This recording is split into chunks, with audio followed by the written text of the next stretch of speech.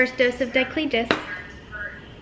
So you start by taking 2 in the evening, and you do that for 4 days? 3 days. And then if you're still feeling nauseous when you take 2 in the evening, after 3 days of that, then you add a tablet like in the morning on day 3. And then if you're still feeling sick, you add a tablet, another tablet at lunch on day 4. So you're good.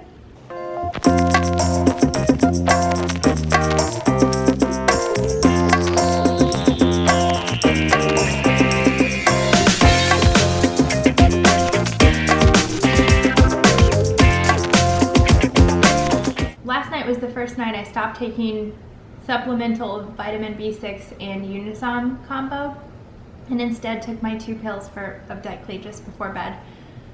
Today was not good. If I was on a scale from 1 to 10 on the nausea scale, last week I was probably at like an 8. And then on the Unisom and B6 I was down to like a 1 to 2. And then today I was like back at probably a 6. So I'm not blaming diclegis yet, because I think that maybe it's just because my hormone levels are even higher and I'm just gonna have more nausea in week 7 than I did in week 6, and that's normal. So I'm gonna keep doing the diclegis as I've been, and maybe as it gets in your system more with more days, that'll help. But it's made me eat some weird combinations of food today because of having aversions to other things. So Brad got to finish my chicken fajitas. I did. What are you having for dinner?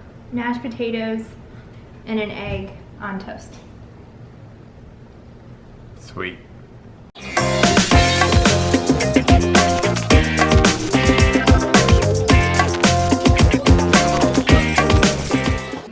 I had duty last night, slept at the hospital, drove 20 minutes to get home just to give Rachel her shot. Now I'll head back to the hospital. Hey guys, so Brad kind of gave you the Cliff Notes version of the shot fiasco this morning, but we've been debating all week what we were going to do about this morning's shot. And then he was on duty at the hospital last night, and then this morning his first patient was at the hospital at 7:45 a.m. and he finishes up his morning meetings after duty around 7:10-ish. So there was just not going to be time for him to come home, give me the shot, and go back to work to see his first patient. We had a few different options. I could get in the car, get the shot ready, get in the car, take it to him so that he could give it to me at the Naval Hospital, and then I have to go to work. It's about 45 minutes away where I have to go this morning. I wasn't really excited about that because I feel my most sick in the mornings, and I think the car makes it worse. So I wasn't like keen on adding another 40 minutes to a 45-minute drive. But like that was probably the best option. Another option was that Brad gets off work at noon, so he could just get off work, come home, get the shot ready, and then take it to me and have lunch with me. That was my favorite option. Third option would have been that I just go to work all day and then we do the shot at like 4 when I get home from work. That wouldn't be such a big deal because I think the shot takes like 8 hours to get into your system anyway. So like there's probably a bunch left in my system from our last shot, and I think your levels gradually build, so it's more of a cumulative thing rather than like a daily surge of the dose. So I wasn't too worried about the timing of it, but ended up he got out of his meetings early, and so he had time to come home and give me my shot. And then I guess there's always the option that I could give it to myself, but it's a 1.5-inch needle. I feel pretty nauseous in the mornings. I just didn't see that going well, giving myself a shot. Plus you have to like awkwardly bend. It's a very awkward angle, and jab that 1.5-inch needle in. I wasn't excited about that option. That was pretty much off the table from the beginning. It was a lot of back and forth between Brad and I, and me saying like, is your meeting really gonna go until 7:10? Is your first patient, do you need to be there at 7:45? Like, I don't know. I was kind of a brat about it. But anyway, it all worked out, and I'm super thankful for Brad that he, I don't know, sacrificed 45 minutes of his morning to come home and go straight back to work after being at the hospital all night. So he's a great husband, very thankful. When I pray in the mornings, I always devote a big portion of it to how thankful I am for Brad. He's gonna make life awesome for me, and already has. All right, happy Friday. This is hilarious. a muffin, a banana, trail mix, Ritz crackers, and naked juice. My breakfast toast with peanut butter. Gotta be prepared. Rachel's in the bedroom and she's putting on a bathing suit that she bought, a bikini, because we're gonna do a video montage of week by week progression throughout her pregnancy. It's gonna be for me, and if she approves it, you know, I'll post it online. We're also doing like a silhouette where she's in the window, progression, you know, the belly, the bump update. But if you guys have any creative ideas, you know, share with us, you know, something that you've done in the past that really looked neat and that you kept. We're definitely open for ideas. So yeah, thanks. I went on a run after work and discovered a little something. Let's go see if we can find it.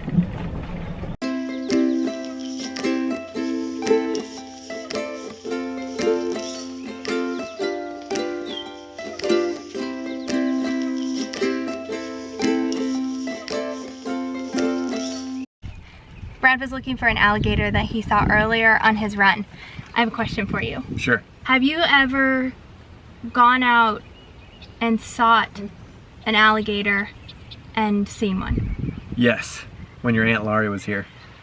Remember? We got a selfie with it? We looked the entire weekend and saw one time. Yeah, when we went out to go look for it. Of all the alligator sightings you've had, how many of them have been when you weren't looking for an alligator? What percentage? Yeah, probably like 95. Okay. I rest my case. We decided we're just gonna go ahead and order a pizza and sit out on our front porch and eat the pizza. In the little downtown area of our neighborhood, there's a pizza place called Three Sisters that's really good. The guy who makes the pizzas is like an aspiring, I guess he's a chef. He's already made it as a chef. He's a chef, but he gets pretty creative with the pizza.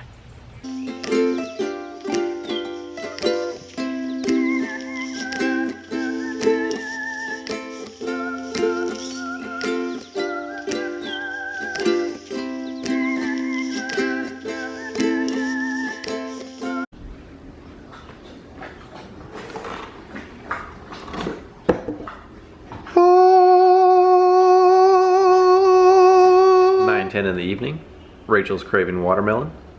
Guess what we're gonna go do? Get some watermelon. Not a bad haul. 2 watermelons, 2 things of ice cream, grapes. What do you think, honey? Get my spoon. Grab 2. Oh yeah. And 1 for Iris.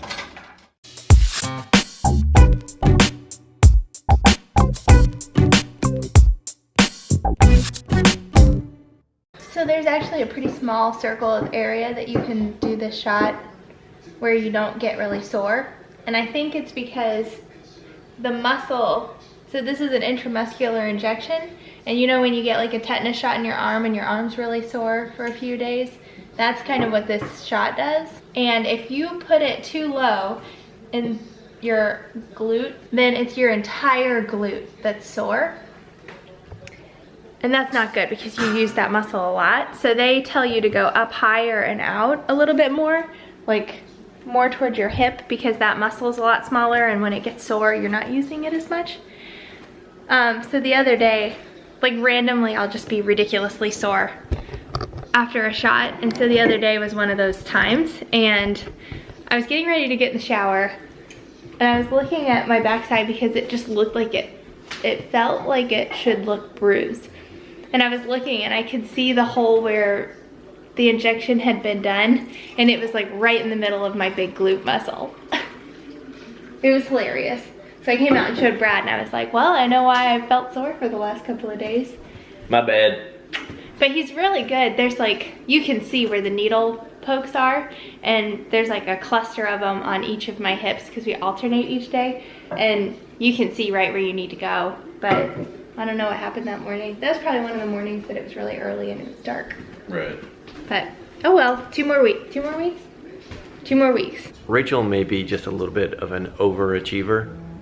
It's 8 weeks into pregnancy. She's already got a baby's checklist going.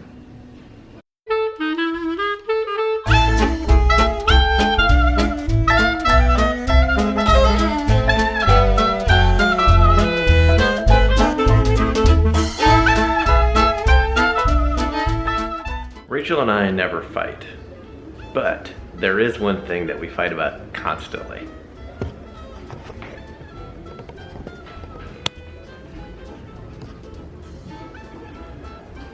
My piggy bank. She hates it.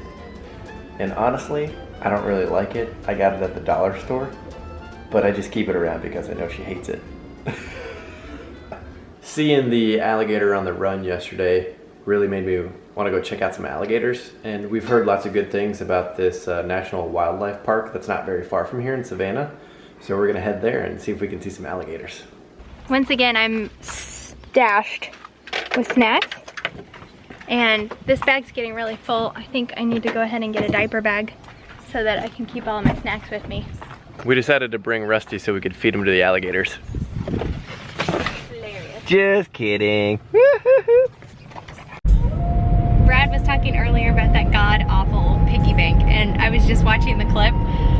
Oh my gosh, I hate that thing so much. But what's really funny is when we first moved into our house, he couldn't find it anywhere. No, it was when we were moving out of our condo in St. Louis. Yeah, that's right. He couldn't find it anywhere. And like, we had just moved like 6 times for our externships for optometry school. We had had a wedding, we had gone to Haiti, we had gone to Mexico on a honeymoon. Like, things were absolutely crazy and there was stuff everywhere.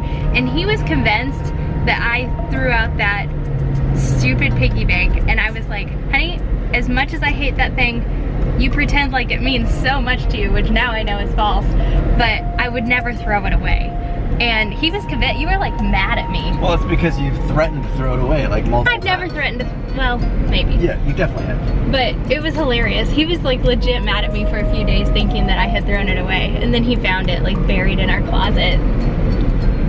And I apologized. I don't think so. I don't remember that. So, he owes me an apology.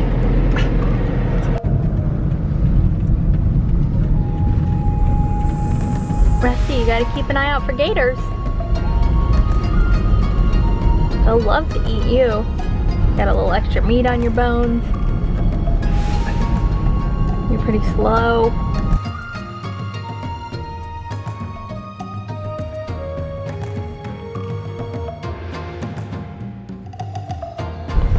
So this is it. It's just a 4-mile loop on this gravel road, and apparently you'll see some gators and wildlife.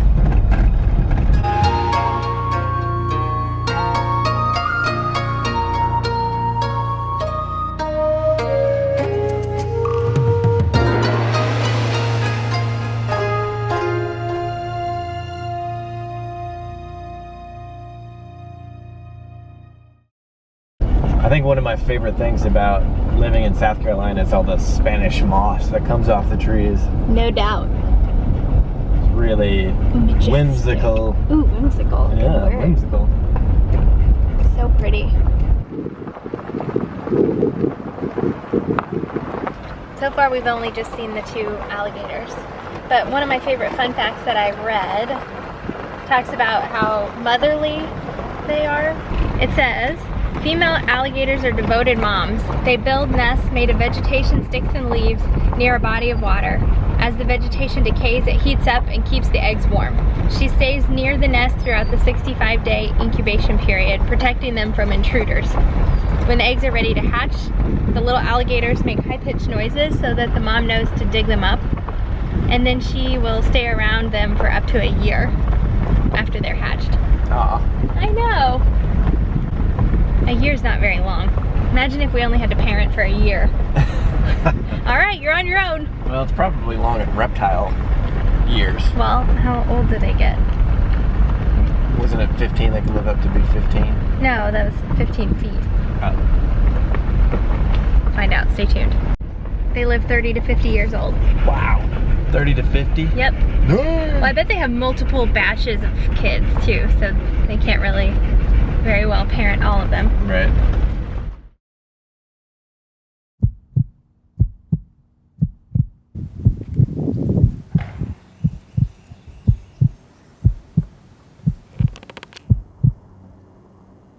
Thanks for watching. If you like this video, give it a thumbs up. Subscribe to our channel if you want to see what's coming up in the next couple weeks. We have our next ultrasound Monday, and then we get released to a regular OB the following week. So we'll see you next time.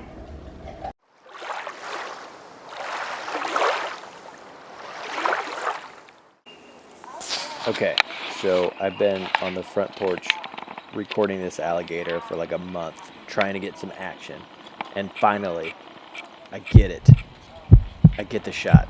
This alligator is going to eat this turtle. And then he gets to the turtle. He's thinking, this is going to be good. Dang it! Seriously? Come on!